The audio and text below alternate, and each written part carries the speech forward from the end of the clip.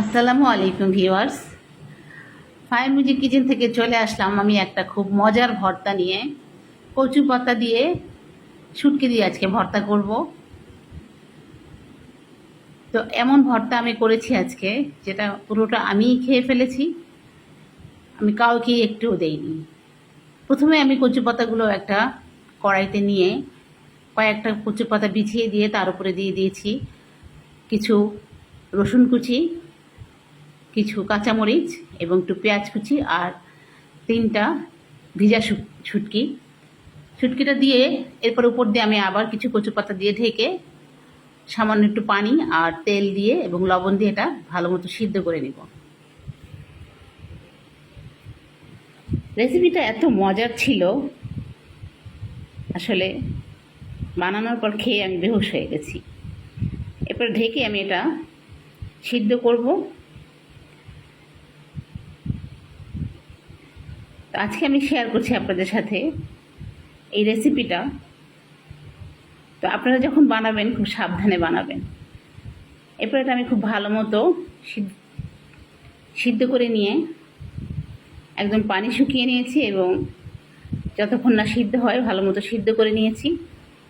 সিদ্ধ হয়ে যাওয়ার পরে আমি উঠিয়ে একটা বাটিতে ঢেলে নিয়ে একটু ঠান্ডা করে তারপরে পাটায় বেটে নিয়েছি।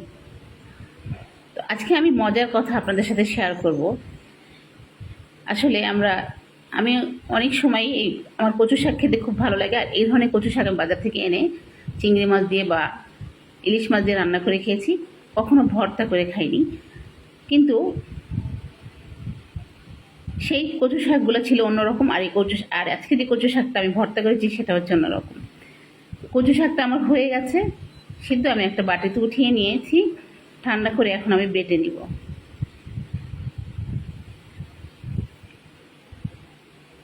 আসলে কচু শাকটা তো আর আগে আমরা খেয়ে দেখি না এটা গলা চুলকাবে কি চুলকাবে না, কারণ আমরা তো বিশ্বাস করে বাজার থেকে কিনে নিয়ে আসি। লোকরা যেভাবে বলে সেভাবেই যে আপা নিয়ে যান, এটা একদম গলা চুলকাবে না, খুব ভালো শাক। তো ওভাবেই আমি নিয়ে এসেছি, আর সবসময় এনে আমি আরও অন্যভাবে খেয়েছি, কিন্তু ভর্তা করে খাইনি, কখনই আমার গলা চুলকায় নাই। কিন্তু আজকে যেই এত মজা করে আমি ভর্তাটা বাটলাম এবং বেটে যখন আমি একটু টেস্ট করার জন্য মুখে দিয়েছি, ওরে বাবা, আমার গলা চুলকানোতে আমি অস্থির হয়ে গেছি। সেই জন্যই আমি বলেছি যে এই কচু শাক ভর্তা আমি কাউকে দিইনি, আমি একাই খেয়েছি, খেয়ে আমি বেহুশ হয়ে গেছি। এরপরে আমি এর ভিতরে তেঁতুল দিলাম, লেবু দিলাম, কিন্তু কোনোই কাজ হলো না। আমি আজকে আসলে আপনাদের সাথে এই রেসিপিটা এই জন্যই শেয়ার করছি যে আপনারা বাজার থেকে কচু শাক কিনিয়ে এরকম ভর্তা করে খাওয়ার আগে বা রান্না করে খাওয়ার আগে একটু সাবধানে খাবেন। কচু শাক খাওয়া শরীরের জন্য ভালো, কিন্তু একটু সাবধানে খাবেন। এমন কচু শাক এনে খাবেন না যাতে গলা চুলকিয়ে ফুলে যায়। তো এই কচু শাক ভর্তাটা আমি আসলে খেতে পাইনি, সম্পূর্ণটাই ফেলে দিয়েছি, কিন্তু আপনাদের সাবধানতার জন্য আমি আসলে আজকের এই রেসিপিটা শেয়ার করলাম।